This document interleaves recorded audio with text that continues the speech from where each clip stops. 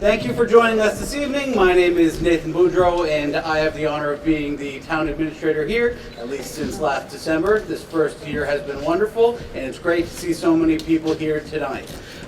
Welcome and to the Senior Center State Senate Candidates Night for the seat most recently occupied by Ann Goby. Ann Goby took a position with the governor's administration, leaving the seat open for 3 candidates. We have Bruce Chester and Peter Durant here with us this evening, both Republicans, and we were anticipating the Democratic candidate, Jonathan Zlotnick, but he was unfortunately not able to make it this evening due to other schedule conflicts.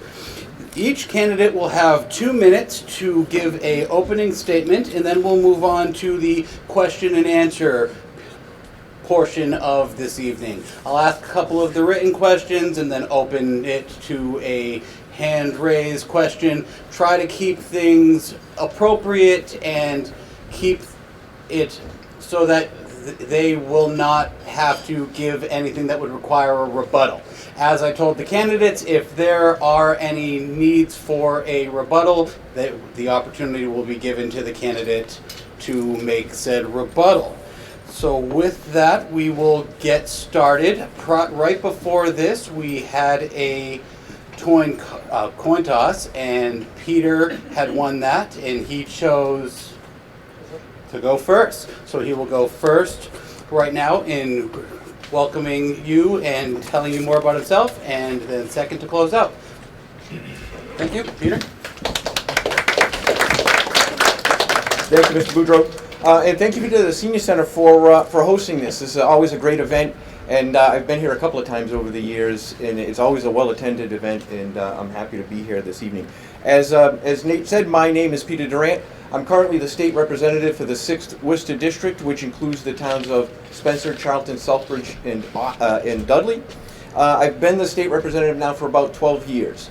A little bit about myself. I'm a lifelong resident of the district. I've lived all of my 57 years in the town of Spencer. In fact, I live in a house that's about 100 yards from where I grew up. So I've always lived in this area. I love this area very much. My dad, just by way of kind of an introduction, my dad was a police officer in town. He was a postman for 30 years. The police officer part made it very interesting in high school years, but we all got through that, the 4 kids. My mom, she worked 2 jobs as well. She was a secretary and a waitress. Both of my parents worked very hard to provide for their children, and they really instilled in us that work ethic as we moved forward. When I got out of college, in my early years, I started my own business in the city of Worcester. I had a specialty contracting company that specialized in temperature controls, did projects all around New England in the energy conservation and temperature controls area. It's where I learned how to make a budget, how to make a payroll, how you learn that you don't always get paid first. In fact, you never get paid first. You go months sometimes without being paid so that all of your employees can be paid. It's where I learned that government can be your friend or they can be your enemy. And it's really about you, and that's 10 seconds. So after that, I joined the finance committee in town. I became a selectman after 6 years, and in 2010 I was elected to be state representative of the 6th Worcester District. Thank you, Did I Peter. make it? You made it. All right. Thank you. Thank you, Bruce.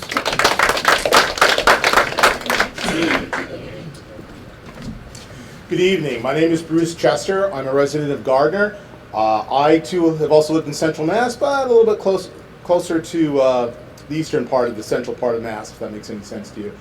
I'm the youngest of 5. I am a retired captain in the United States Army. I served 20 years with a deployment to Iraq in 2003 to 2004.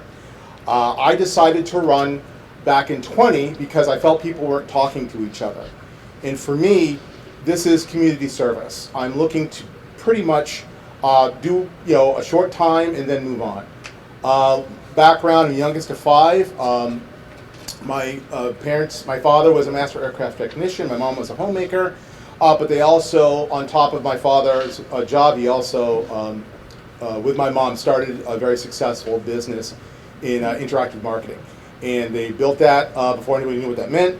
and then that's kind of how they raised us to, hard work, entrepreneurship, and to be able to know and love and understand what America is all about. I've lived in a world where we don't have the freedoms that we enjoy here, even now. And my goal is to make sure that I continue to fight for those freedoms, and the best way I felt was to do that locally. I'm married. I have a lovely wife who unfortunately could not be here tonight. And I have a lovely adult daughter who's vacationing in California at the moment. Not that I could have stopped her, but I love my community because I understand what it's like not to have one. I lived in a world for a year where the people that were from there did not have participatory government. They had no, thank you, ability to speak for themselves. And that's why I'm here. I want to make sure that we maintain the ability to run our own country. We the people. Thank you.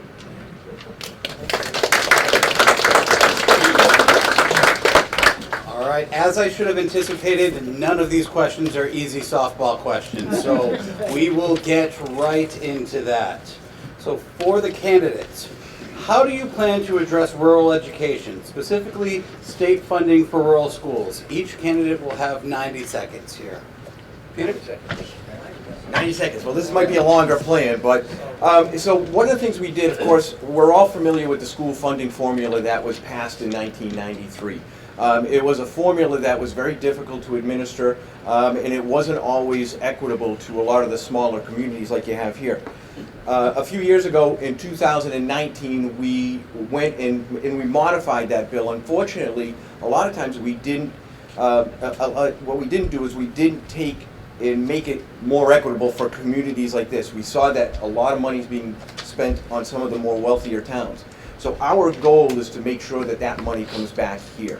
Now, a couple of things that we've been working on in the legislature, I've been working on, surrounds agricultural education. In our rural communities like this, we're spending a lot of money to send kids to an ag school where we have to provide that transportation. We have to provide that education for them. So we're working on some projects that can bring those schools here. I represent the town of Southbridge right now, and as you may know, Southbridge schools are in receivership, but I've been speaking with the receiver, and I've been speaking with the state to try to put a pilot program. I've been working with some of my, my other colleagues, David Meridian, who's a House member out in Grafton. He represents Tufts. We're trying to bring pilot programs in there. That will help us reduce the cost of sending kids out of the district. In addition, what we're doing in the legislature just this year, we were able to pass 100% school transportation funding for our regional school districts. It's the first time we've ever done it, actually. So we're working on those things. I work on those every day with my colleagues because I understand that the promise of this educational reform has never really hit its peak, and it's important that we bring that to you and we bring that to the rural communities that are affected here. Thank you.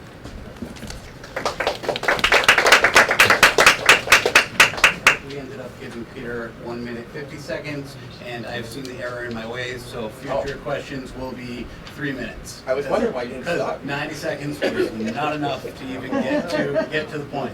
So, Bruce, thank you. All right. One thing I didn't get a chance to say in my opening statements is that I'm a teacher, and I have been for a number of years. Okay, I see both sides. I see it as a parent, and I see it as a teacher working in sometimes a good educational environment, and sometimes in a not so good educational environment. The problem is that while I appreciate Peter's efforts as a state rep, the bottom line is that there's a lot of schools out there, especially in rural towns, that are ignored. Okay, and that's one thing that being ignored financially is one thing that's a real problem. So my focus is to mobilize parents to say, rather than have the government tell you what you need, okay, in a rural, because if you're from Cambridge, you don't know what a rural environment's like. You don't understand what a rural education, agricultural education, and so forth. So the idea, my philosophy is, let's go to the people that know what they're talking about and involve them in the processes where that money ends up going. As Peter said, they haven't been able to get that money to where it's supposed to be. Why? Who's asked the question? I'll ask it.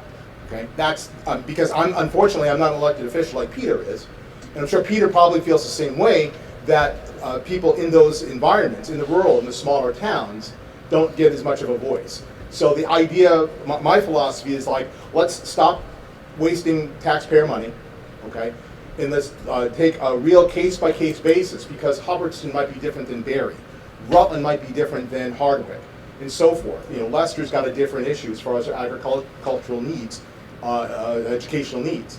So we need to take a hard look, rather than just assume that things are going to go the way that we planned them. We have to be a little more disciplined, be tighter. Yeah, that's my time. So, candidates, the way we're going to do this, hand will be 20 seconds, paper is stop. Okay. All right. All right, good to know. Good to know. Yeah, that's how we'll do this. I don't want to interrupt you. So, as many of the residents know, and you may know, the town of Hubbardston elected to bring marijuana into the community. A lot of the residents voted in that fashion in order to bring in additional revenue. Since that time, there has been some severe changes in the legislation and the ways communities are allowed to charge and seek revenue. Do you feel that the Cannabis Control Commission should be audited, and how would you resolve the issue regarding community impact fees? Like I said, we'll give 3 minutes. Yep, Bruce. Oh, okay. As you probably figured out, I'm a small government guy. Okay, not a no government guy, but a small government guy. And what happens when you bring in a new industry and there's regulation, taxes go up, more government intervention, but also it costs more. Okay. As far as those fees are concerned, you know, let the town decide if they're going to charge those fees to beyond that. Keep the state from doing it. Yeah, the state will get theirs eventually, but they got to give the small towns a chance to make. It's a new industry. I mean, I was in adult when it was voted in, and I'm sure all of us were. So the idea is for someone at the state level to be able to act as an intermediary, to be able to say, hey, Hubbardston, you've got this cannabis income. Let's make it work for Hubbardston, rather than, you know, this government agency takes this much and that government agency takes that much, okay? I mean, I know about y'all, I'm tired of that stuff, okay? I need the government to stop taking my money, okay, to be honest with you, okay? Because in Massachusetts, you know, we have this reputation, Taxachusetts, and all these fees and fees, it's not helping us. So we have to, the philosophy about that type of financial attitude's got to change. So I feel that, you know, I think we're a wealthy enough state to where, you know, hey, the state level government can take a break for a while and let the people do what they know to do. Nobody knows how to spend your money better than you do, whether it's cannabis, whether it's local produce, whatever industry, maple syrup, whatever it is, okay, whatever agricultural. Nobody knows agriculture better than the person who's growing it, because they're there every day, pulling it, 12, 13, 20 hours a day, working. You think somebody in Cambridge understands the way you work? Don't count on it. Okay? I've talked to those people. It's not pretty. Okay. That's what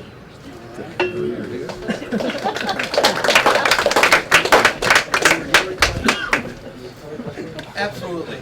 So, when the voters of Hubbardston voted on bringing recreational marijuana into the community, there are a number of growers that took advantage of that.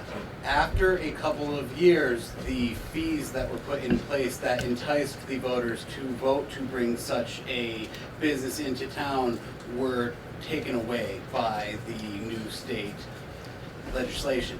So now it is with the Cannabis Control Commission, and they have until November to let the municipalities know what is going to be going on, if they're going to be getting their community impact fees, if these businesses are going to be held accountable for deals that they signed less than 5 years ago, and if towns like Hubbardston are going to be able to budget with the revenue that we anticipated.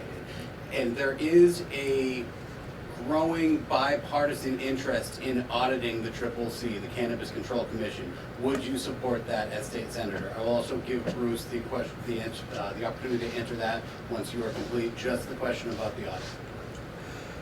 Yeah, so I think there's a couple of issues here that are important. And first of all, we have to remember that, yes, this was a voted issue, right? And so we voted to put marijuana we put marijuana on the ballot. It was voted, we made it recreational. And then we had to form this whole industry in the state around this. So we set up the Cannabis Control Commission.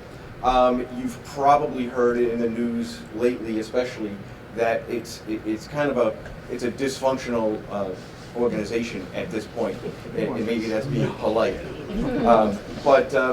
But you know, I'm going to say, at least in their defense, and it's just a mild defense, is this is new for us, and we're trying to get our feet under us on this. Now, I think that it's also important that this isn't the only issue this actually happened to, right? We see this issue actually taking place in the solar industry, where the courts have ruled that the tax breaks that the solar providers were getting are not necessarily being used properly, and the solar people were able to take advantage of that. So we do have to fix some of these laws. Going forward, we're going to have to pay attention to how this money is being used, how it's being spent, and where it's coming back to the communities, because that's the promise. The promise is that it comes back to the communities. We have to keep those promises to you. I think that it's important to know that yeah, we need to audit this. We have a brand new auditor, Diana DiZoglio. I served with Diana in the legislature. She's good. She's good at what she does, and she's a firecracker. She's going to go out there and she's going to do the work that's necessary. And what's important is the auditor actually has a very powerful job in the state. The auditor has the ability to declare unfunded mandates, that things are not working properly to the legislature. So she actually has a lot of authority to make changes, not wholesale changes, not changes that she can just unilaterally make, but make changes and say that the legislature has to follow certain procedures and has to abide by the laws that were set or change them. Once the the marijuana bill was passed, me and my colleagues, Donnie Berthing was standing in the back of the room, we had to actually take this up and fix it because it was a very complex law to begin with. And if you remember it, well, if you remember not, but it was a multi-page law. I think it was a 14-page law that you were just expected as residents to kind of know and vote on. Once it got passed, there were a number of problems with it. We corrected those problems, and now we have to go back and we have to keep going back, correcting this as we see necessary, and that includes making sure that the cities and towns get that money that they deserve, because that was the promise, and that's the promise that we need to keep.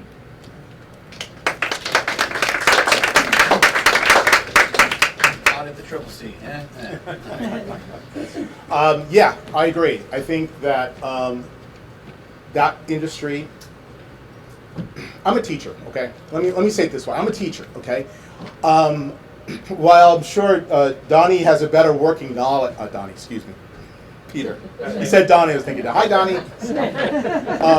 Has a better working knowledge, but I'll be honest, okay?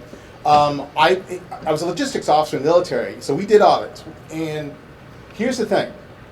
I mean, people are held accountable for these types of things. So I think an audit, Diana, I think it's great. You know, I would definitely look forward to working with her to make sure something like this gets audited. Okay, it's critical that we do not allow things like this to just basically sort of chug along and slide along, because it costs money. Everything the government does costs money, and that's taxpayer money.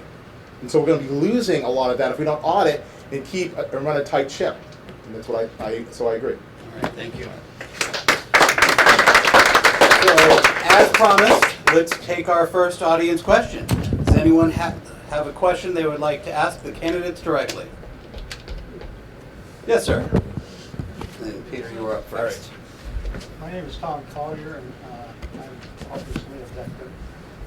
And recently, our leader, the governor, vacated some facilities that were being manned by not only veterans but also people that were homeless, and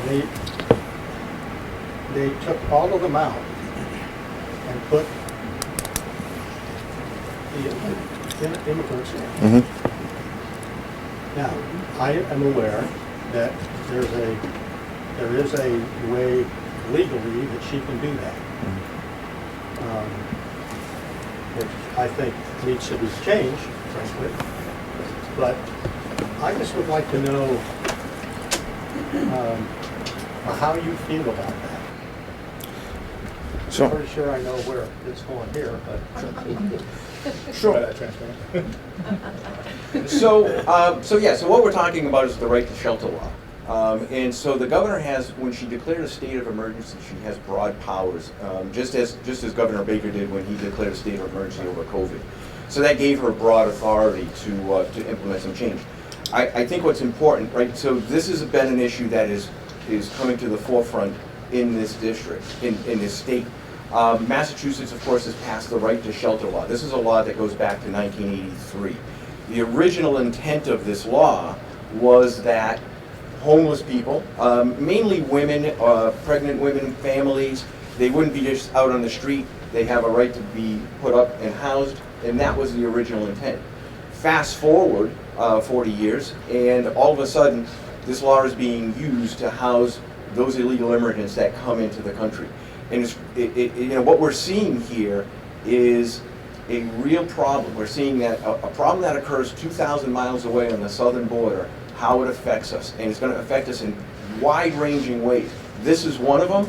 We're displacing veterans. We're displacing students. We're displacing others who have homes, who have needs for these people that come in, and they are using the law to their advantage. So what we've done, what I've done, I actually filed a bill to restrict the right to shelter law to apply only to those who are in the country legally and only those who are residents of Massachusetts.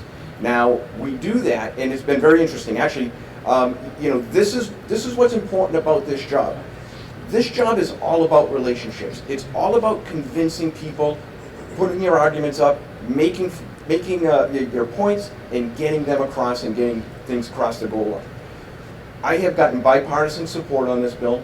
We've been pushing this forward. In fact, the Governor Healy, just last week, signaled that she may be open to this and making some of these changes. We're expecting a supplemental budget to come up here. A supplemental budget comes up at the end of every year. You got the town here too, right? You got to clean up your books, kind of get all the books in order for the end of the year. We do that in the state as well, and we have support from both sides of the aisle on this to make this change. So we're pushing this, and that's how we're going to do that. But what you're going to see is that this has wide-ranging consequences, not just for this housing, but also for your municipal budgets.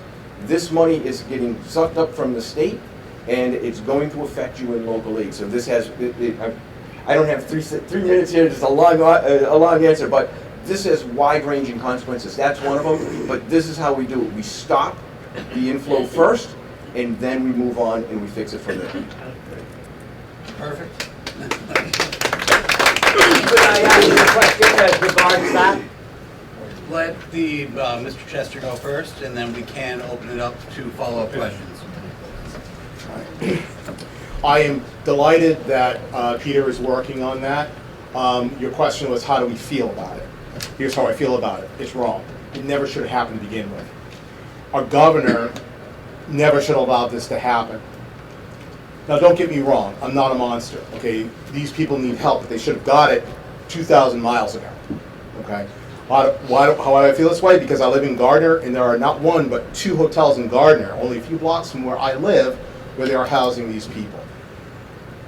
And as Peter said, this job's about relationships. Guess what? Most jobs are about relationships, okay? So he's totally right. But to understand, it has to go both ways. So, like Peter, I would enact legislation, but even before that, I would file some type of ethics complaint to say, you are endangering our citizens, our veterans, by doing this. Not only that, Peter talked about municipal funds that will be affected. It's also going to affect the economic area as far as all sorts of different businesses. They don't think about this stuff in Beacon Hill. They don't think about, Peter's a business owner, I've been a business owner. Our customers are our lifeblood. And if we have people that come in and steal things, or people that come in and do damage, it's not a simple, cheap fix. So I was a little angry, to be honest with you, when that happened. Okay, It shouldn't have happened. I've got, in Gardner, I've got homeless veterans who can't even have a tent out in the woods, okay? And my goal is to go out and see them and try and see what I can do for them when I can find them. But and I'm so glad Peter's doing that. But forgive me, it's not enough, okay? And it never should have happened that way. Coulda, woulda, shoulda. Now we've got this issue we got to deal with. So here's the deal. To fix this problem, I've got to get loud, and you've got to get loud. That's how I feel about it.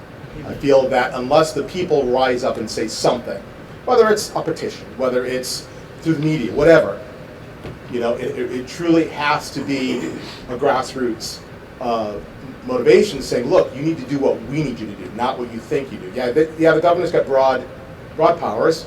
Okay, I'm not sure any governor, regardless of what side of the aisle, should have that level of power to affect small towns like that. But you know, that's the world we live in. So it's up to us. You want to ask me what? It applies to either of you. Okay. Peter, take What 1 do you minute to think? answer it first, and then When the governor of Florida or the governor of Texas fools illegal immigrants into boarding planes and he brings them to Massachusetts and abandons them. This has happened on more than one occasion.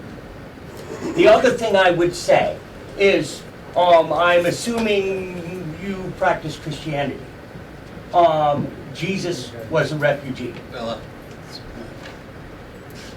1 minute, Peter. So, yeah, I mean, I don't think that the governor of Texas or the governor of Florida has to be responsible for taking on the whole burden. And I think that we've seen, in fact, we just saw a Democratic mayor of El Paso put immigrants on a bus and send them up north. So, you know, they're dealing with this issue in ways that we cannot even imagine. They're dealing with just an enormous amount of people. And they're doing the best they can for their communities. Isn't that human trafficking? No, it's not human trafficking. I would say that the human trafficking took place to get them there in the first place. That's where the human trafficking took place. If you remember, prior to Title 42 expiring, it used to be that we were able to stop this by requiring them to stay in their country and apply. That put a stop immediately to all of the crossings that took place. Once that expired, once it was allowed to just open up, the floodgates opened. Bruce? Yeah. The truth of that is that they were asked, they weren't forced. Nobody forced them to come. And you can research that, okay? I have. Okay, so have I, deeply. But let me tell you something about people that have no place to go. You know why? I lived in a country where those people had no resources, nothing. So they're lucky to even get across the border. I feel for those people, I do. But I also feel for those states. My brother lives in Texas, okay?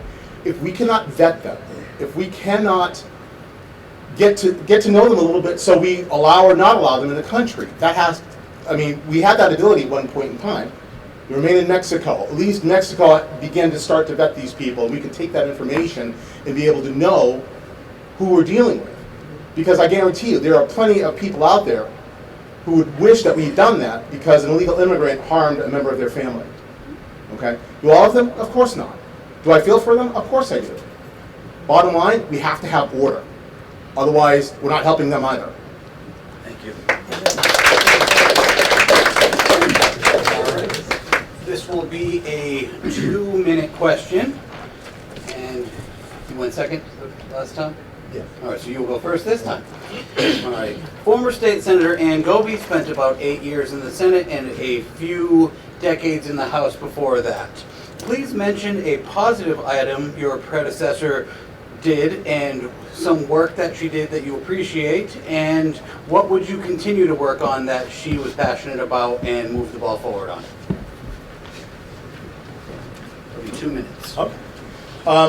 Campaigning reveals a lot about your community.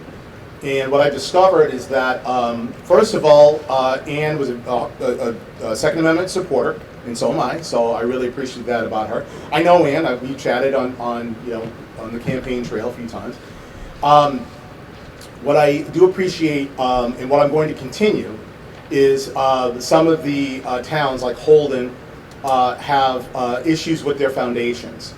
And I had a group of Republicans saying, hey, Ann was working on this, and I said, okay, let me do a little deeper dive. And we found some out-of-state solutions. Connecticut had the same problem. What was happening is that there was a high level of pyrite, which is causing, in some older houses, causing the foundation to crumble. And people were at a loss because they had no idea. So one of the things I liked about Ann was that she was working on a real problem that affected, the community. I mean, I'd love to be able to do some of these larger, wide end, but how can you think about immigration if your foundation's falling apart or your home's in danger? Okay, you want to fix that. That's your primary focus. That's the average person's primary focus. Okay.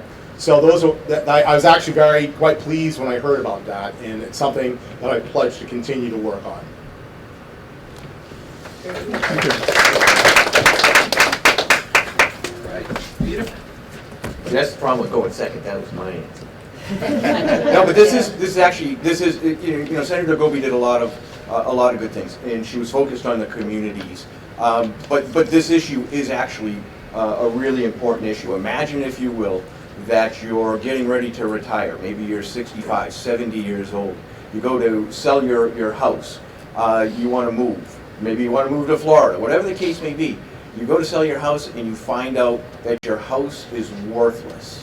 It's absolutely worthless because this unknown mineral ends up in your concrete that you could not have known about. I built our house back in 1993. This is right about the time this started. You couldn't have known about this mineral, and your foundation is literally crumbling beneath your house. It will cost you at least $200,000 to jack your house up, chisel this whole thing out, and re-pour it. This is something that we don't get to hear about very much. It's one of those things that doesn't affect you. You don't really hear about it. I've worked with Senator Gobi on this because this is important. And I was talking to some folks over in Rutland. This was a big issue that we were talking to them about in Rutland. And I say, every time I go down into my basement, I go to the bottom of the stairs, and there's a crack in my foundation. And it's not a big crack, and it's been there since it was poured. And I worry about it. And I look at it, and I think to myself, is this the start? This is something that is important. It's devastating for people, so we need to support them. And Bruce mentioned it. There's some programs. Connecticut came up with a program. We're going to look to emulate that. And I would look to continue Senator Gobi's efforts on this and file that legislation to make sure that it continues on. We need a champion in this. Senator Gobi was it, and I think we need to continue that on.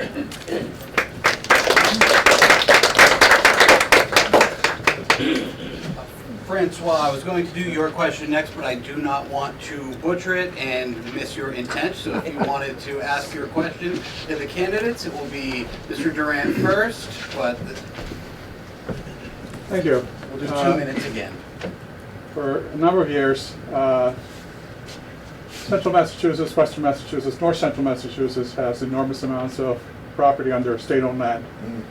Roughly about $3.15 billion worth of assessed values, for which the communities are only remunerated roughly about $30 million. Quite frankly, represents only 9.5 cents on the 9.5%, which is even lower than even our own tax rates are. I'd like to understand, because this is a problem that has been going on for quite a number of years, and it's affecting our towns because we are not getting the revenues for land that we are not able to utilize. How, as a senator, can you help communities such as ours, not only ours, but the rest here in Massachusetts, get the fair and equitable value for what we are not getting at this point in time? How would you address that? So I think one of the things that we need to address, right, is we need to talk to the towns and find out exactly what it is that they want from this. One of the things, and I bring that up because I was talking with the town administrator in Hardwick and a couple of the selectmen a few weeks back, and they were talking about the state-owned lands. They're dealing with an issue that's affecting them in a landfill and things of that nature. And one of the issues that they were coming up with was that they would like to see some money from this, they would like to see some reuse of this land somehow, but yet the residents in their master plan turned around and said, we like our rural character. This is the #1 reason we moved here, and we like it the way it is. So you really have to kind of tailor each solution to the communities that we have. Now, the state's purchased a lot of this land. They've owned it for land. It's behind me. We have the Spencer State Forest. We have Howe Park. So a lot of this land is preserved, and it's great, ecologically. But you're right, we don't have that money. It comes through as a pilot in a payment in lieu of taxes, and that never seems to make enough money for you. We can try to look at other things, right? We can try to look at logging. Every now and then logging takes place on this land. We can try to open it up to recreation. Some of the recreation takes place. But we really have to, the state kind of has control of this land. We need to work with DCR and make sure that we're using that property in a way that benefits the communities. I think there's a lot of ecotourism to be had in this area, whether we use hiking trails, rail trails for biking, things of that nature, where we can use that land as an economic driver. Right up through Barry. I always used to like ride my bike along that rail trail up in Barry, and if you go up to Northampton, you see some great land there as well, and they've built a little bit of an economy around it. So that's what we need to look at. We need to see how we can use that to our advantage. Thank you. Sure.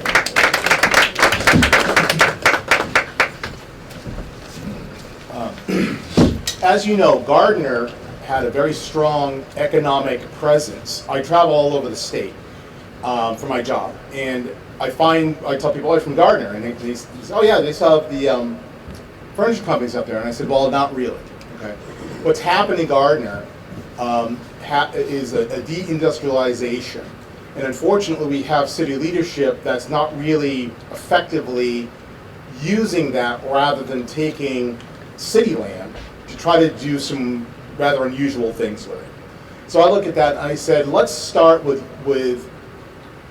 having land, or for whatever that has already been set up for an economic process, economic situation. Okay, old buildings and what have you, and then we can move on to developing some of those lands. But we have to be careful, because while there's a great you can get developers and you can get them to come in and do all this great stuff, the money doesn't necessarily stay in the town, and that's the problem we have in Gardner right now. So with that land, I would begin to first of all, talk to the people that live there, and saying, if you could, what would you like to see happen with this land? Well, I don't want it touched. Okay. What land would you like touched? And be able to develop, like Peter said, a case-by-case basis, because you don't want to have a big developer, come in and ruin some land. That's what we're trying to avoid in Gardner. But it has to start kind of from the bottom up, because I don't know the land you're talking about. I don't know if it's got eskers built that should be untouched. I don't know, but you do. You have a better idea. And what you're going to hear from me a lot is that I'm going to come to you and say, hey, give me a shot of brains about your community, about your land, about what you want to see happen. Because a lot of people at Beacon Hill don't do that.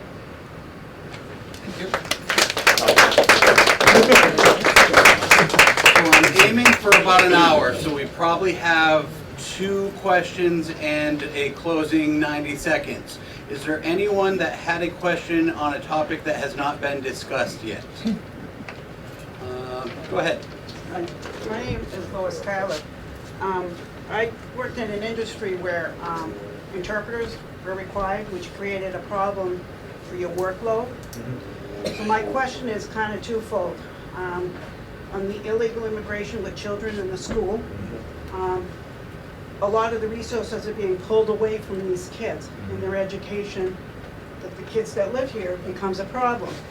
The first part of it is, how do you propose, or what's your suggestion? The other thing is, financially, the monies are also being, and it might encompass the same answer, the money is being drifted towards these illegal immigrants. Well, I don't have an issue with helping these kids.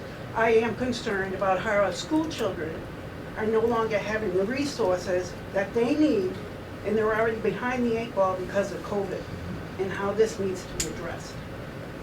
2 minutes.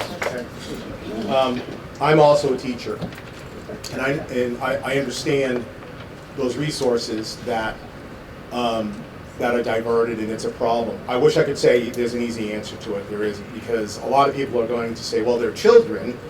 You know, you can't just rip them out now that you put them here. So the problem is, again, we have to go back to not having them there in the first place and trying to help them at the border. But we're in this now, so it's, I hate to say it because I don't like taking extra money from the government because that's your money. But they're going to have to come up, we're going to have to come up with a solution that maintains the standard for our own kids in there. And then we're going to, it's unfortunate for them, but they're going to have to take a slightly lower priority, because it's simply not fair to be able to take, you know, it wasn't our fault that the children are there. It's not the children's fault that they're there. It's the powers that be that put them there. So now we have to look at, all right, powers that be, you created this problem, sit down with us because we're going to fix it. I know that's very general, and I apologize for that. But that's how I see it. I see that, you know, how do we fix this problem so the kids don't get hurt? The bottom line is that we have to hold our leaders accountable to saying you need to stop it at the beginning before it gets to this point. Because now, you know, there's not an endless stream of money out there. There's not an endless, you know, people say, oh, government, they just waste a lot of money so we can do whatever we want. You know, $14,000 for a hammer. No, it doesn't work that way anymore. Okay? Especially didn't work that way when I was in the military. I would have my, you know, what handed to me if I'd done stuff like that. Right? I was a captain. So it's something that we're going to have to really nail down with our leaders and saying, you need to fix the budget from a budgetary standpoint, okay? Put our kids first. And then what's left over, we're going to have to find a way to make the rest of it work or generate more money. I wish there was a better answer. I don't think it's a very good answer. Thank you. 2 minutes. So, yeah, so just to put this into perspective, right, about 2 months ago, we had 3,600 families in the state. As of last week, that number is at 6,500 families. And we are bringing in 1,000 families per month with no end in sight. We're seeing that the governor just asked for, in this supplemental budget that we have coming up here, next couple of weeks, I think, the governor asked for another $250 million for the shelter program. But again, as we said earlier, this is a wide-ranging problem that we have here. And this is going to affect each and every one of us in profound ways. Because we have to bring them into the schools. The kids need ESL teachers. They're getting eaten up from other areas. If that child who moves to Gardner, say, they're in the school system in Gardner, decides that he wants to go to Quabbin, Gardner has to bus him there. So these are, like I say, these are enormous problems. So what do, right? The first thing we need to do is we need to stop the influx. I know that may sound harsh as we talk. Again, these are kids. We're not compassionate people, right? But we need to stop this influx. And that's what we're attempting to do, again, in a bipartisan way with legislation that I put forward, with legislation that I have bipartisan support, and the governor's actually looking at it, and we might incorporate it in. The Speaker of the House has also expressed his interest in it. And the second thing we need to do, and it's probably a little bit less popular, is these folks are not going anywhere. They're not going anywhere anytime soon. In fact, they're still streaming across the border from the southern border. So there's a process that needs to be put in place, that needs to be streamlined so that they can get work. We have lots of jobs open in Massachusetts. We have a lot of entry-level jobs that need filling. We can fill it with some of them. They need to be qualified. There's going to be a process for it, but that's one solution where we can move forward. Thank you. Thank you. Mr. Blanchard, in an effort to not make me say political tap dancing, would you please ask your question in your own words? Ed Blanchard, 23 East California Road. I know you must be familiar with HD 4420, Sure. which is a bill that limits firearms use, not only automatic weapons, but semi-automatic weapons. just for those who don't know what HD 4420 is. I'd like you both to not speak to the issue, but just tell me whether you're going to vote in favor of limiting, you're going to vote for that bill or against that bill. Sure. So I sit on. This is where I said in the bottom, no political tap dancing, just whether you're going to Yeah. vote for it or No, not. I won't politically tap dance at all. So I'm a no vote on the bill. Now, but I want to tell you this. I'm the ranking member on the Judiciary Committee where this bill came into. So I've spoken with the chairman who's written it.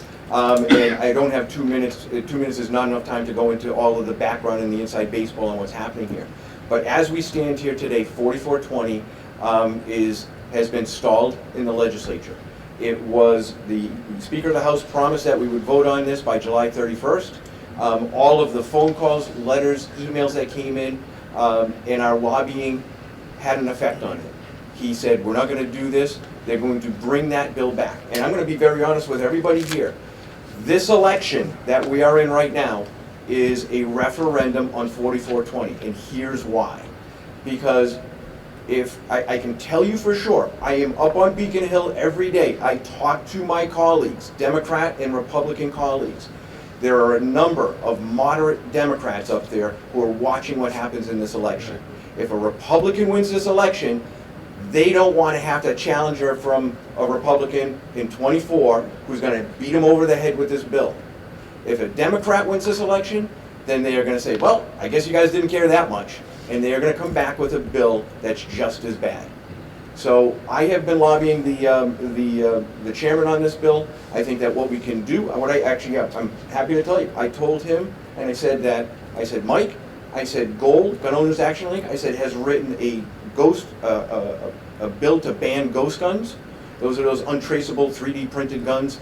I said, they've written a great bill for this. Why don't you just take that bill, Gold's language, put it in here as 4420, we'll all vote for it, and you can claim victory, and you can walk home and say, see, we did something about gun control. I don't think they're going to do that, but I'm telling you right now, folks, this election is a referendum on this bill. I've always been a no vote on this. I've been a sportsman since I've been 15 years old. Thank you.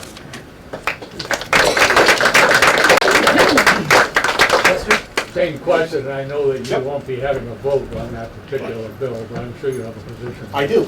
No. Thank you for not politically tapping. Peter and I attended a meeting over at Otter River Sportsman's Club. I was not a candidate. I was just Joe Q Public. And I've not met one person that supports this. And I'm glad Peter's working on it, but here's the truth of the matter. If we can get rid of HD 20, the 4420, okay? But there's going to be more that's going to come behind that, okay? So basically where Peter says it's a referendum, this election, I think that bill is a smokescreen. Because they're going to come back even harder. We'll say, well, yeah, we let you have that one. But then, what about this one where we changed a few things and nothing's really changed? So take this, please, as a polite warning. Don't let them take your guns. Don't let them pass this type of legislation, okay? And I hate to keep going back to it, but I lived in a world where people couldn't defend themselves. It's not pretty, okay? I'm glad you're working on it. Great, okay? People are not going to like me at Beacon Hill very much. Because I'm gonna be probably not even as eloquent as Peter, and I'm saying you're full of crap. This doesn't work. Stop doing it. Okay, nicely. That's a simple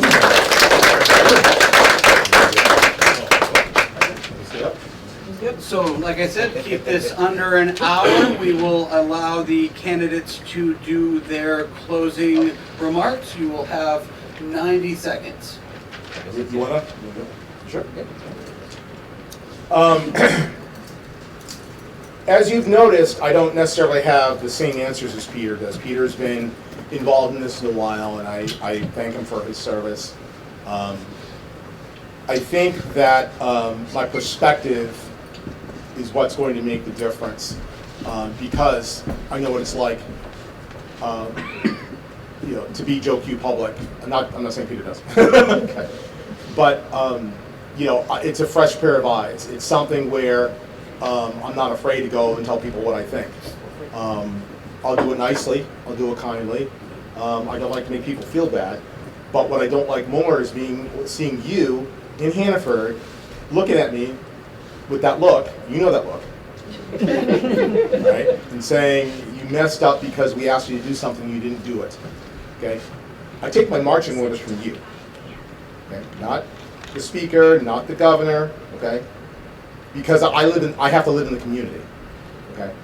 And don't get me wrong, I love you. I really do. I say the same thing to my students. Okay?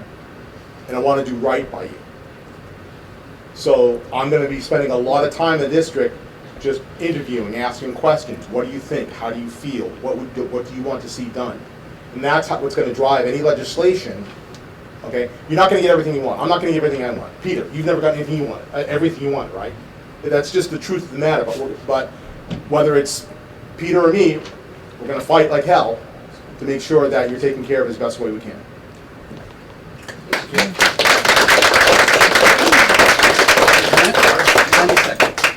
Well, thank you everybody for coming out tonight. I've had the opportunity, and it's been a great honor of mine to serve as state representative for the past 12 years.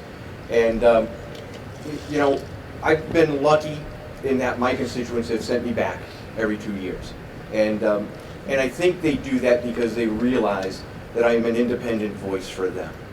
I'm there on the streets every day with them. I talk to them in their homes. I talk to them at the restaurants. I talk to them at the supermarkets. And I'm there for them, and I'm there for their towns. And that's my commitment to you. I've always done that. I've always held myself accountable. I've always held the government accountable for how they spend your money. We have to remember that this state of Massachusetts, this great state where it all started right here in Massachusetts, is controlled 85% by one party. You have to be able to go up there and get something done. If you go up there and stomp your feet and just yell and scream all the time, they don't have to do anything they don't want. They don't have to work with you. I have done the best job that I can.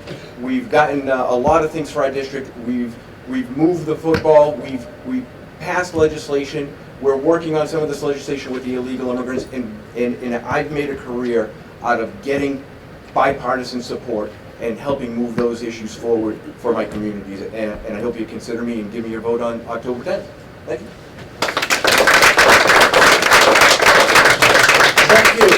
you. Thank you. On behalf of the entire town of Hubbardston and the Hubbardston Senior Center, I would like to thank Bruce Chester and Peter Durant for joining us this evening.